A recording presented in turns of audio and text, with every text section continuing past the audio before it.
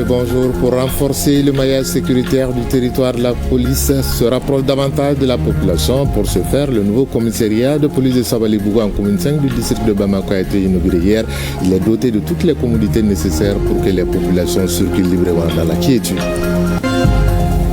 L'organe de gestion des élections est à pied d'œuvre pour que les personnes vivant avec un handicap participent au processus électoral au Mali.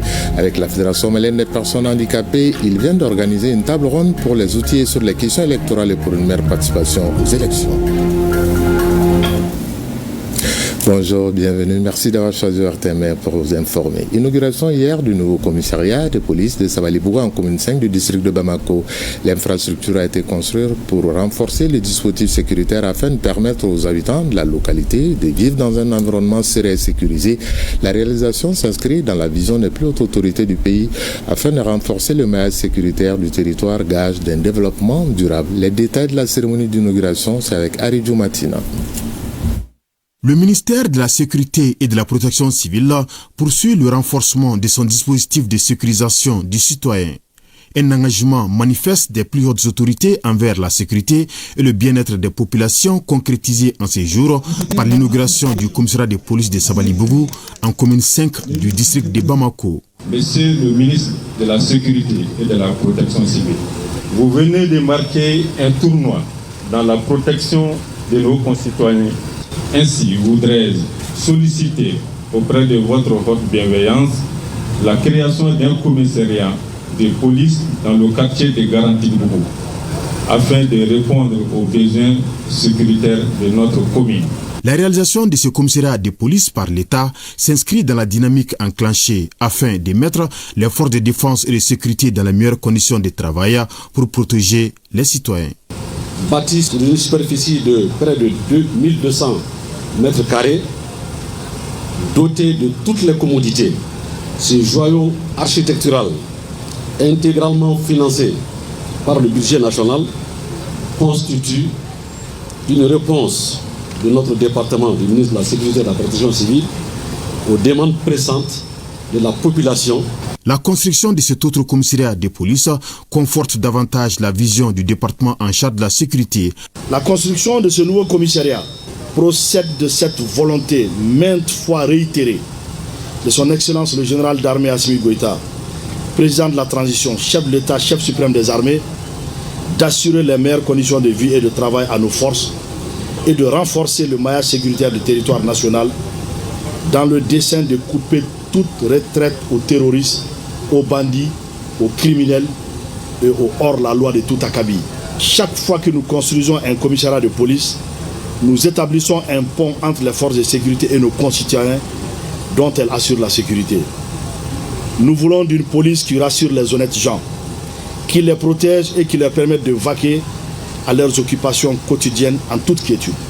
Le commissaire Samba Diarra et ses hommes qui vont travailler dans ce commissariat sollicitent l'accompagnement de la population tout en promettant de s'investir de tous les instants dans la lutte contre la délinquance et la criminalité sous toutes ses formes. Aidons nos forces de défense et de sécurité à nous protéger davantage. C'est parti depuis hier pour les membres de la Fédération malienne des personnes handicapées qui sont à l'école de l'organe de gestion des élections. Ils sont réunis autour d'une table ronde pour une meilleure participation au processus électoral au Mali. Daouda Koni. Cette table ronde de la Fédération malienne des associations de personnes handicapées FEMAF se veut participative et inclusive. Le thème était l'inclusion et la participation des personnes vivant avec un handicap au processus électoral au Mali. Il y a ici intérêt pour les partis politiques, intérêt pour les organes de gestion des élections pour vraiment participer à cette journée d'échange. Et pour cela, je voudrais réaffirmer l'engagement de la fédération aux côtés des NDI pour que personne ne puisse être laissé de côté. 3 experts étaient face à l'auditoire. Ils ont développé les dispositions législatives maliennes en lien avec la participation des personnes vivant avec un handicap au processus électoral, les données pratiques en matière d'information et la sensibilisation des personnes vivant avec un handicap pendant les périodes électorales. Sensibiliser les personnes qui vivent avec un handicap à connaître davantage qu'elles ont le droit et les conditions aussi que la loi crée pour les permettre d'accéder aux différents bureaux du vote. Et cette mobilisation, elle est bien entretenue. Je crois qu'elle permettra d'améliorer le taux de participation et réduire considérablement les abstentions au niveau des futures élections. Ce cadre d'échange s'inscrit dans la mise en œuvre du projet d'appui pour une participation inclusive des personnes vivant avec un handicap au processus électoral et la gouvernance. Cérémonie de reconnaissance de l'Association des pionniers du Mali au ministre en charge de la jeunesse, de l'instruction civique et de la construction citoyenne. Elle a remis un tiwara au ministre Abdul Kassim Ibrahim Fomba pour ses efforts envers les pionniers du Mali. Le ministre a reçu le trophée ce jeudi dans son ministère. C'était devant Boreima Diallo. Le travail bien fait mérite la reconnaissance, dit-on. C'est dans ce cadre que l'Association des pionniers du Mali a offert un tiwara au ministre de la Jeunesse et des Sports chargé de l'instruction civique et de la construction citoyenne pour son engagement envers la dite association. Cette remise au ministre Abdul Kassim Ibrahim Fomba n'a d'autre sens que de lui encourager à continuer dans ce sens. Vous êtes un homme qui a une vision pour cette jeunesse, car votre attitude, votre vision, votre dynamique, votre énergie, votre démarche et vos projets pour la jeunesse sont des cas d'école. Le ministre Fomba s'est dit fier de cette reconnaissance tout en promettant qu'il fera tout son mieux pour l'essor du mouvement des pionniers au Mali. Peu importe les difficultés, peu importe ce qui vous arrive, peu importe ce qui arrive à votre environnement, c'est d'être fidèle au pays. Des fois, des gens, pour des petites difficultés, sont prêts à trahir leur pays. Et les pionniers sont restés droits dans leurs bottes. Donc c'est normal qu'on puisse commencer par le socle. Le patron du département a saisi aussi l'occasion pour donner quelques conseils sur les effets néfastes de la drogue dans le milieu juvénile. Et nous avons d'autres défis, chers pionniers, chers scouts. Le défi, c'est la drogue. 5000 dossiers devaient être retenus pour entrer dans les forces armées et de sécurité. Plus de 2000 dossiers ont été rejetés. Parce que tout simplement, il y a plus de 2000 dossiers de jeunes qui, dans leur sang, il y avait des traces de drogue. Lorsque vous vous projetez, qu'est-ce que ça veut dire? Ça veut dire que si nous continuons comme ça et que nous ne trouvons pas de solution et que les gens ne se réveillent pas, il va y arriver un moment donné où on va chercher à avoir des jeunes dans l'armée, on n'en aura pas. Le chant sur la citoyenneté et le témoignage des anciens pionniers ont été aussi l'un des temps forts de cette cérémonie. Retour au 20 janvier, fête de l'armée, l'Union nationale, Mototaxi du Mali, UNAMOTA, en collaboration avec la Fédération des groupements des transporteurs routiers agréés du Mali, a célébré sur l'esplanade du stade 26 mars les forces de défense et de sécurité. Une occasion pour véhiculer des messages sur la sécurité routière tout en exprimant leur soutien à la transition. Reportage d'Ossé Babadiara. Ils sont plus d'une centaine de conducteurs de mototaxis venus de plusieurs quartiers de la capitale pour représenter les groupements et associations de conducteurs de mototaxis affiliés à la Fédération des groupements de transporteurs routiers agréés du Mali. L'objectif principal de ces rassemblements est de dévoiler leur soutien aux forces armées maliennes et à la transition à l'occasion de la fête de l'armée. C'est une première depuis l'avènement des mototaxis au Mali en 2021. L'Union des mototaxis du Mali est dans une situation où elle a besoin de se faire connaître. Elle a besoin aussi de faire connaître sa position. Aujourd'hui au Mali, pour aller vers le développement et une sortie harmonieuse aussi de la transition, chaque citoyen doit jouer sa partition. Donc l'Union des mototaxis du Mali aussi se voit dans l'obligation d'accompagner la transition. Nous avons quand même eu le courage de montrer, et nous voulons montrer encore aux Maliens que nous sommes avec notre armée. La rencontre a également servi de cadre pour véhiculer des messages. Assimi Goïta, si Jésus, c'est la jeunesse qui a échoué. Le président de la transition, le général d'armée Assimi Goïta a dit, je cite, « Si j'échoue, c'est la jeunesse qui a échoué. Les 80% des conducteurs de mototaxi sont aujourd'hui des jeunes diplômés sans emploi. Chacun de nous a mobilisé au moins 600 000 francs CFA pour acheter une mototaxi afin de garantir le pain quotidien. Nous sommes aujourd'hui dans une très grande difficulté et nous demandons à Assimi Goïta de nous soutenir en diminuant les taxes sur les mototaxis. » Pour sa part, le président de Inamota, Mamoto Kamate, lance un appel à tous les conducteurs de mototaxis à rejoindre son groupe pour former un seul syndicat. Toujours dans la mouvance du 20 janvier, le complexe scolaire d'Anéari Kouré-Malé, situé à la frontière Mali-Guinée, a organisé un défilé pour magnifier les forces de défense et de sécurité. Les élèves ont fait des représentations de l'armée ainsi que du président de la transition, le général d'armée Assimi Goïta, suivant le défilé militaire de ses élèves en mode militaire avec le commentaire de Adam Maïga. Le général d'armée Assimi Goïta, escorté ici par la garde nationale lors de la célébration des 64 ans de l'armée malienne. Il est plutôt imité par un élève du complexe scolaire d'Anaya de Kouré-Malé, situé à la frontière Mali-Guinée.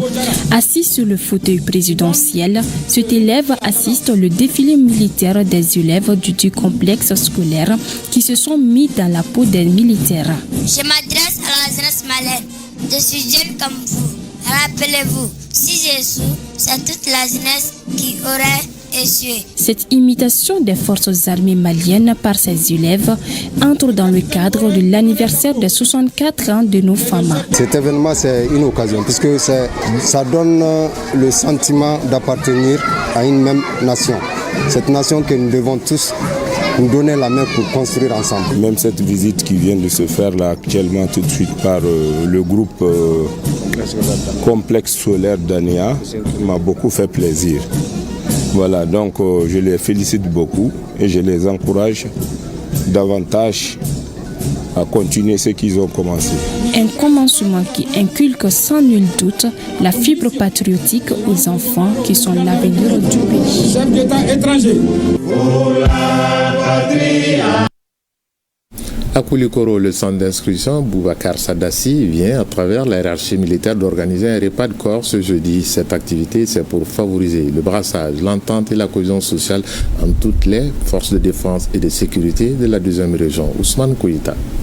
Ils sont militaires et paramilitaires à prendre part à ce repas de corps en ce jour 24 janvier 2025 au centre d'instruction Boubacar Sadassi de Koulikoro.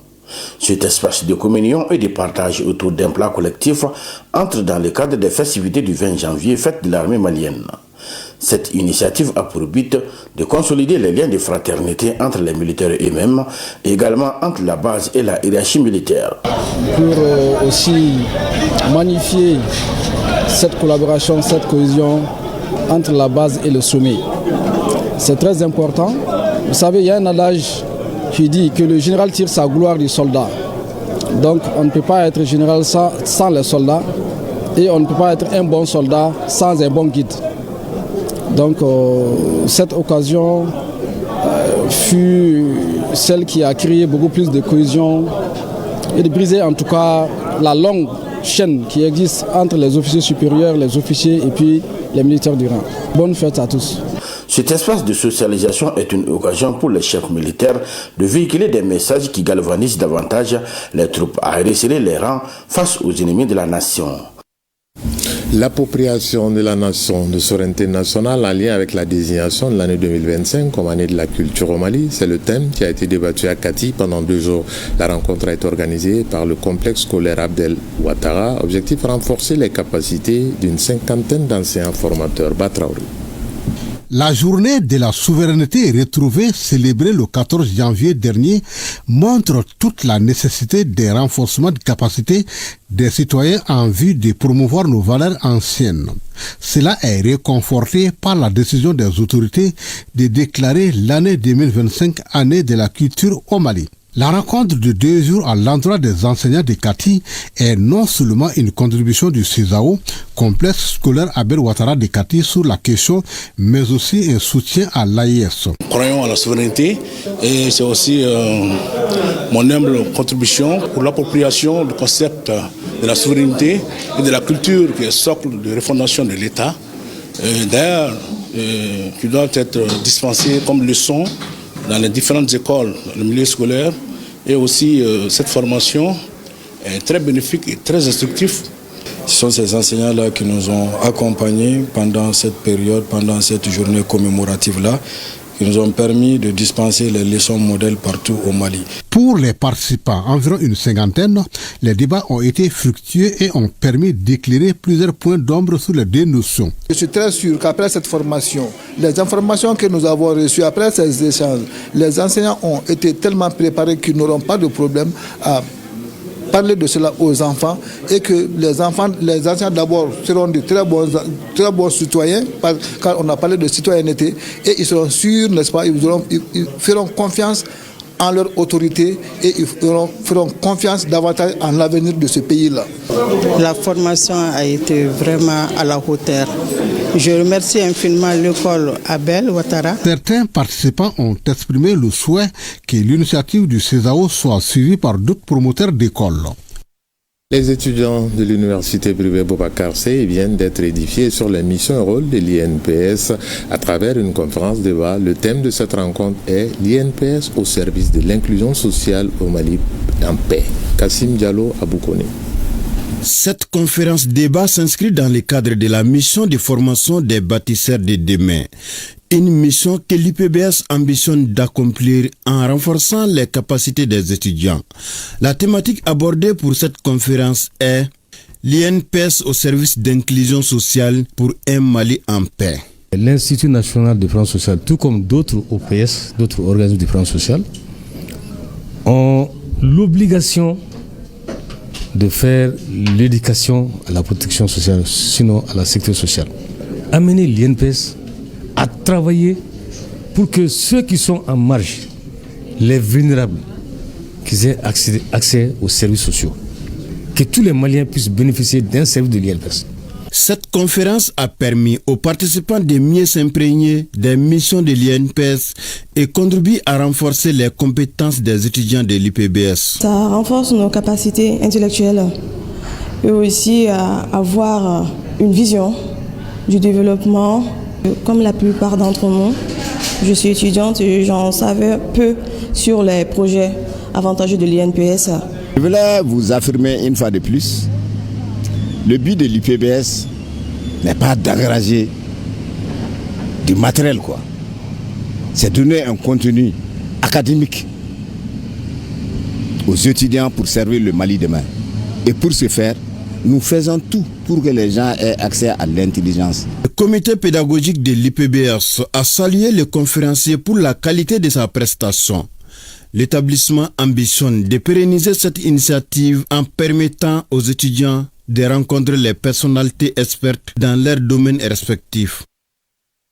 L'Association pour la formation en sciences islamiques, AFSI, a procédé à la clôture de sa 8e session de formation. Pour marquer cette fin de session, des cérémonies ont été organisées dans plusieurs quartiers de la capitale à travers 61 centres de formation de l'association Dossé Babadiara et Karunga Konati. Apprendre à lire le Coran en 3 mois, se perfectionner dans les connaissances islamiques en langue arabe, apprendre à mémoriser les 5 Corans, à faire des prières et des invocations, ce sont entre autres les opportunités qu'offrent les centres AFSI. Après chaque module de formation, des cérémonies sont organisées dans les différents centres de formation pour proclamer les résultats, une façon d'encourager les apprenants. C'est une cérémonie de clôture de la session 8 qui vient de s'écouler. Donc c'est à la fin de chaque session, nous organisons les cérémonies pour clôturer. Et lors de cette cérémonie-là, nous donner les résultats de la session passée. Cette évaluation pour le passage au niveau supérieur dans mon centre ici à Faladja-Sema concerne le niveau 10 et le niveau 17 pour 29 auditeurs. Ils doivent recevoir leur attestation à l'issue de cette 8e session.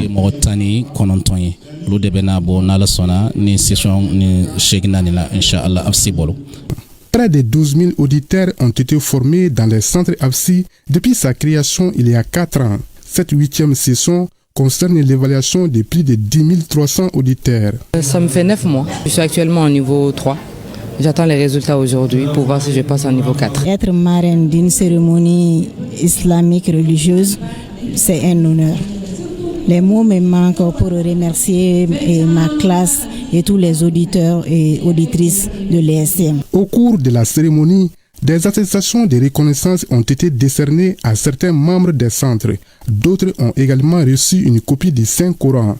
Les centres AFSI appellent toujours la communauté musulmane à venir s'inscrire, car, souligne-t-il, apprendre à lire le Coran est un devoir pour chaque musulman.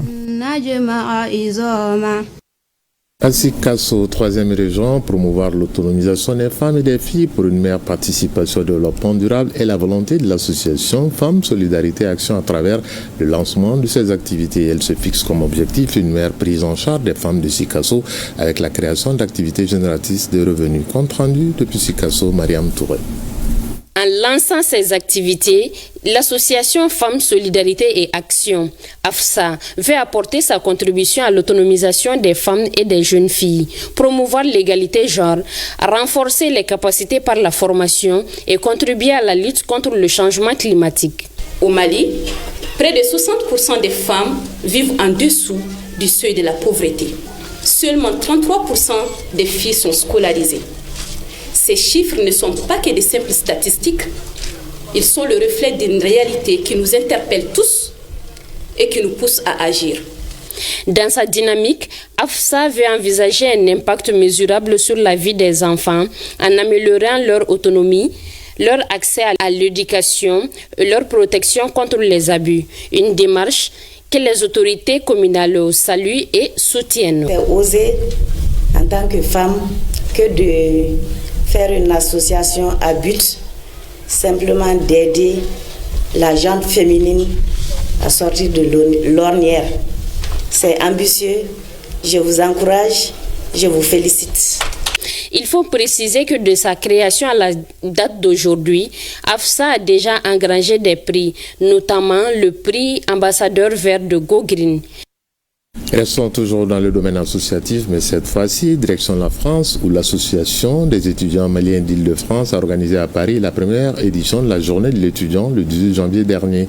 Le thème principal de cette journée était l'éducation au cœur du développement du Mali. Qu'en est-il réellement? Plusieurs spécialistes ont échangé avec les étudiants sur les stratégies à mettre en place pour placer l'éducation au cœur du développement et réduire l'écart entre la formation et l'emploi. D'autres thèmes comme la crise énergétique, l'utilisation de l'intelligence artificielle se sont également invités au débat. Le récit de cette journée avec au commentaire Adam Maïga. Une vingtaine d'étudiants maliens résidant en France se sont réunis à Paris. Ils ont célébré la première édition de la journée de l'étudiant. Elle est placée sous le thème « L'éducation au cœur du développement du Mali ». Qu'en est-il réellement? Le système éducatif malien a rencontré énormément de défis. Certains ne savent pas forcément quelle formation faire, quelle orientation faire après et quel métier occuper après. Donc on est parti vraiment de tout ce constat. On s'est dit pourquoi ne pas mettre en place une journée de l'étudiant. La journée de l'étudiant a été initiée afin d'établir un système de réflexion. Un cadre qui aidera les étudiants maliens résidant en France pour mieux choisir les filières d'études universitaires afin de répondre à l'offre du marché de l'emploi.